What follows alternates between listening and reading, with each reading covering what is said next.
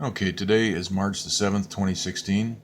We're watching the Western U.S. infrared loop, and today we see another perfectly formed square rectangle in the center of this 963 millibar storm system. This is a hurricane force storm right up here in the left corner, and we can see that this envelope fits perfectly in that contour right there.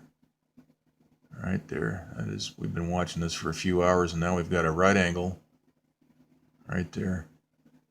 It's actually a square. We actually have two right angles, and there's no rotation in the center of this as we run through the loop. There's actually clockwise rotation in the center of this system. All right, let's take a look next at the this is the water vapor loop for that same storm, and we can see that right angle again right there. Fits perfectly. Okay, let's take a look next at the run the loop here, and we can see how this all develops. This is kind of interesting. And we can see that in the center of that storm right there, we do have some clockwise rotation.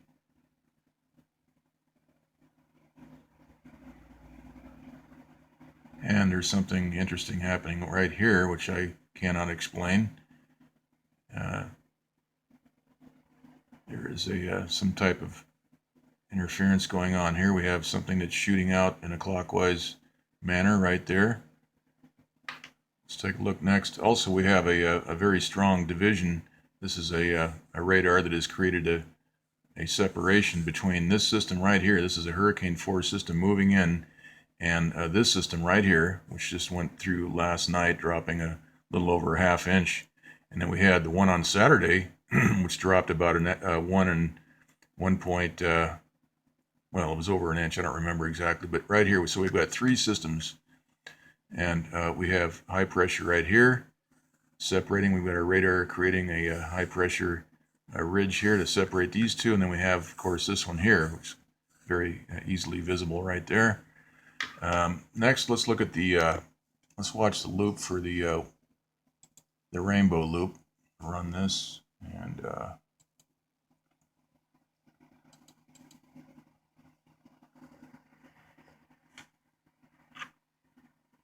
we can see that large clearing that's been made by the radar to prevent these from getting mixed together.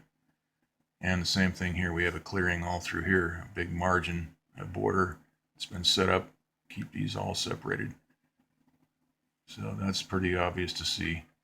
And we have a high pressure building right here today. This morning, earlier, it was about 1,020 millibar. Much earlier this morning, it was around, I think, 1,012 millibar, and it's built up to 1,020 millibar, and now it's up to 1,024 millibar. Okay, now we can see up in this hurricane force storm that we do have evidence of clockwise rotation here. We can see that there's very little movement going on. Everything should be in a tight spiral, and instead we have a square, sort of a rectangle forming there. And then we have some evidence of clockwise rotation, which would indicate descending air from a transmitter applying heat. Very powerful phased array radar is creating this square feature here. We've got, this probably extends down. So this is interesting. We have more obvious weather manipulation occurring in that storm that will weaken. They're trying to weaken the storm with these powerful radars. Alaska is getting hammered by one after another because of what's happened over here. They're not going to run this over the western U.S. He's been going around on a pinwheel. Here's the southwest map. You can see some of that remnants of that system moving through. It's been sprinkling on and off. There's been no further thunderstorm activity. This is the core of that system moving through.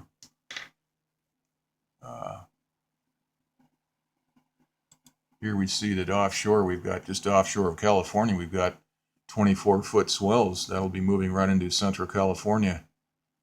So looking at the Mavericks live cam, there's some pretty large waves. They look about 20 feet to me. Anyhow, that's what's going on offshore. And we have this other system out here, 24 feet in the core of that system. All right. Now let's take a look at the, this is the surface, the sea level pressure analysis, and we can see that we've got 1,027 millibar now, right here. So that they're really pumping this up.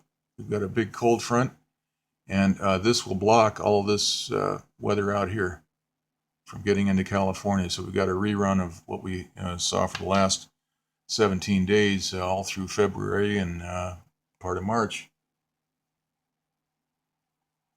And then we have a low indicated here. That's the system that just went through.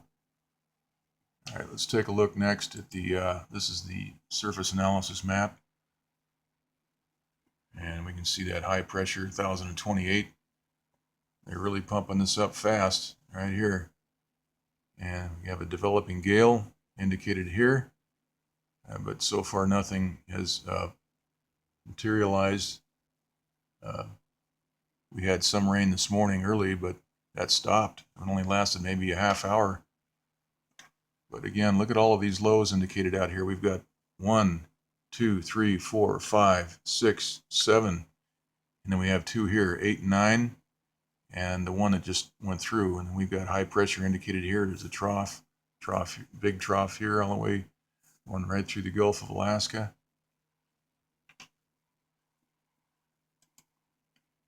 Okay, and then we have the Northeast Pacific water vapor loop. There is some spraying activity going on the MODIS Today map. I took a look at that. They're back spraying again over the LA area. And that's probably why we didn't get any rain today of any significance. We got some thunderstorms in the foothills, but that's about it. Here's the jet stream. All right. Okay, so this is it. We'll just leave it here. This is the right angle, another right angle forming. They're attacking that storm with a powerful radar right here. Okay, so that's it. We'll do another update later.